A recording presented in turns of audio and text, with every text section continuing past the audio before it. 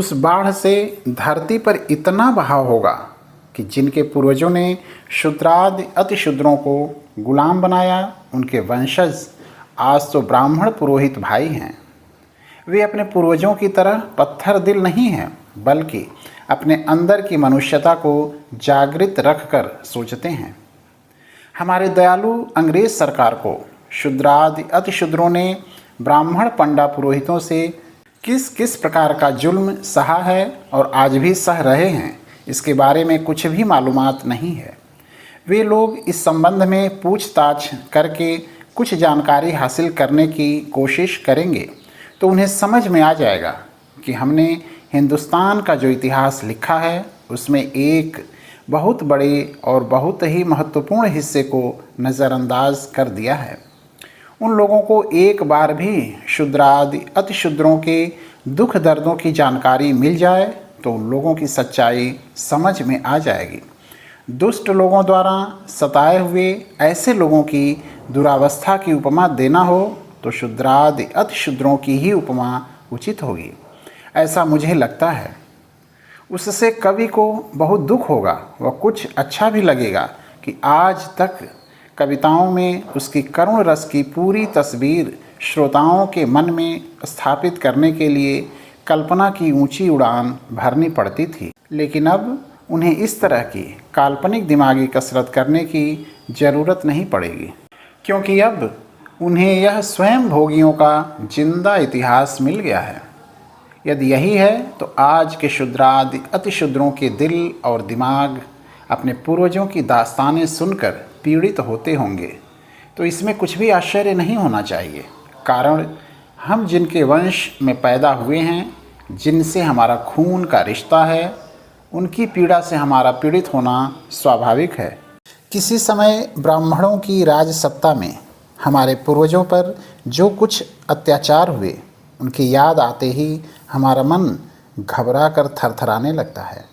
मन में इस तरह के विचार आने शुरू हो जाते हैं, यदि जिन घटनाओं की याद भी हमें इतनी पीड़ादायी है तो जिन्होंने उन अत्याचारों को सहा है, उनके मन की उस समय की स्थिति किस प्रकार रही होगी, यह तो वे ही जान सकते हैं। इसकी अच्छी मिसाल हमारे ब्राह्मण भाइयों के धर्मशास्त्रों में ही मिलती है। वह यह है कि इस देश के मूल निवासी क्षत्रिय लोगों के साथ ब्राह्मण पुरोहित वर्ग के मुखिया परशुराम जैसे व्यक्ति ने कितनी क्रूरता बरती है, यही इस ग्रंथ में बताने का प्रयास किया गया है। फिर भी उसकी क्रूरता के बारे में इतना समझ में आया है कि उस परशुराम ने कई क्षत्रियों को मौत के घाट उतार दिया था और उस ब्राह्मण परशुराम ने क्षत्रियों की अनाथ हुई नारियों से उनके छोटे छोटे 4-4, 5-5 माह के निर्दोष मासूम बच्चों को ज़बरदस्ती छीनकर अपने मन में किसी प्रकार की हिचकिचाहट न रखते हुए उन्हें बड़ी क्रूरता से उनको मौत के हवाले कर दिया था।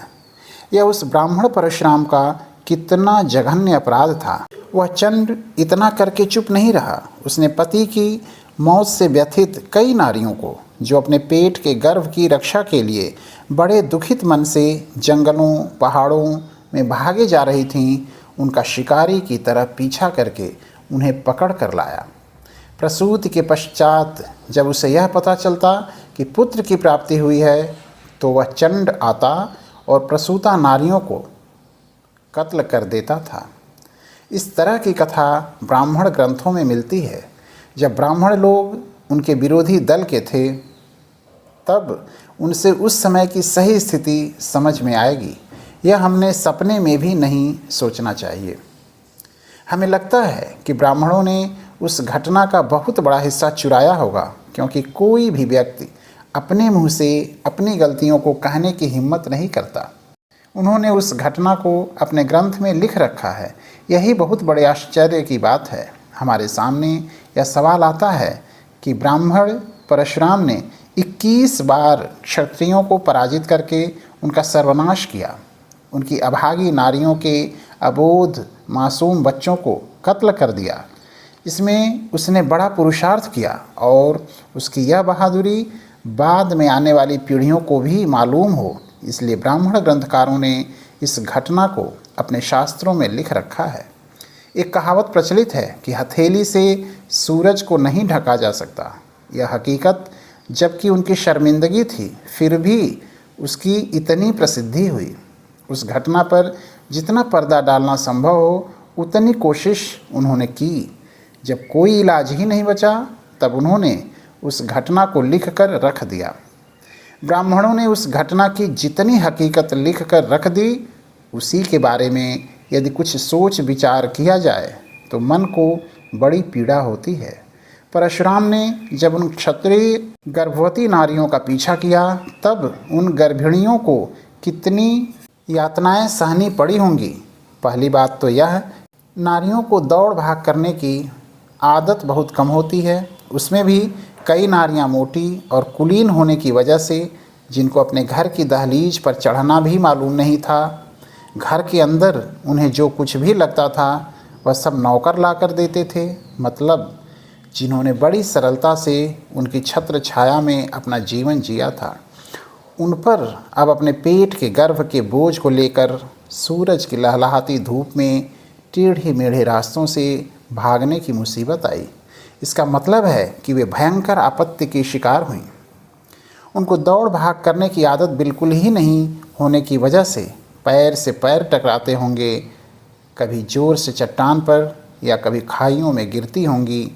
उससे कुछ नारियों के माथे पर, कुछ की कोहनी को, कुछ के घुटनों को और कुछ के पैरों को ठेस खरोंच लगकर खून की धाराएं बह निकली होंगी। परशुराम पीछे पीछे दौड़कर आ रहा है, यह सुनकर और भी भागने दौड़ने लगती होंगी। रास्ते से भागते दौड़ते समय उनके नाजुक पाँवों में कांटे कंकड़ चुभते होंगे। उसकी वजह से उनके नाजुक बदन से लहू भी बहता होगा। लहलहाती धूप में भागते भागते उनके पाँव में छाले भी पड़ गए होंगे और कमल के डंठल के समान नाजुक नील वर्ण कांति मुरझा गई होगी। उनके मुंह से झाग बहता होगा, उनकी आँखों में आंसू भर आए होंगे। उनके मुंह ने एक एक दिन, दो दो दिन पानी भी नहीं छुआ होगा। इसलिए बेहद थकान से पेट का गर्भ पेट में ही शोर मचाता होगा। उनको ऐसा लगता होगा कि यदि अब धरती फट जाए तो कितना अच्छा होता। मतलब उसमें हम अपने आप को झोंक देते और इस चंड से मुक्त हो जाते।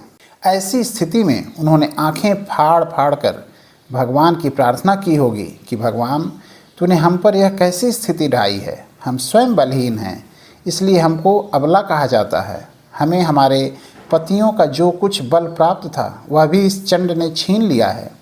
यह सब तुझे मालूम होने पर भी तू बुज़दिल होकर कायर की तरह हमारी कितना इम्तिहान ले रहा है। जिसने हमारे शौहर को जान से मार डाला और हम अबलाओं पर हथियार उठाए हैं, वह इसी में अपना पुरुषार्थ समझता है। ऐसे दुष्ट अपराधी के अपराधों को देखकर तो समर्थ होने पर भी मुंह में अंगुली दबाए पत्थर जैसा बहरा अंधा क्यों बन बैठा। इस तरह नारियां बेसहारा होकर किसी के सहारे हेतु ईश्वर से याचना कर रही थीं। उसी समय चंड परशुराम वहां पहुंचकर क्या उसने उन अबलाओं को नहीं भगाया होगा? फिर तो उनके यातनाओं की कोई सीमा ही नहीं रही होगी। उनमें से कुछ नारियों ने बेहिसाब चिल्लाकर चीखकर क्या अपनी जान नहीं गंवाई होगी? शेष नारियों ने बड़ी विनम्रता से उस चंड परशुराम से क्या दया की भीख मांगी नहीं होगी कि हमारे गर्भ से पैदा होने वाले अनाथ बच्चों की जान बख्श दो। हम सभी आपके सामने अपना आंचल पसार रहे हैं, आप हम पर इतनी दया करो। अगर आप चाहते हो तो हमारी जान भी ले सकते हो, लेकिन हमारे इन मासूम बच्चों की जान ना लो। आपने हमारे शौहर को बड़ी बेरहमी से मौत के घाट उतार दिया है, इसीलिए हमें बेसमय वैधव्य प्राप्त हुआ है। अब हम सभी प्रकार के सुखों से कोसों दूर चले गए हैं। अब हमें आगे बाल बच्चे होने की कोई उम्मीद नहीं है। अब हमारा सारा ध्यान इन बच्चों की ओर लगा हुआ है। अब हमें इतना ही सुख चाहिए। हमारे सुख की आशा हमारे ये जो मासूम बच्चे हैं, उनको भी जान से मारकर आप हमें क्यों तड़पते देखना चाहते हो? हम आपसे इतनी ही भीख मांगते हैं। वैसे तो हम आपके धर्म की ही संतान हैं। किसी भी तरह से क्यों न हो, आप हम पर रहम कीजिए।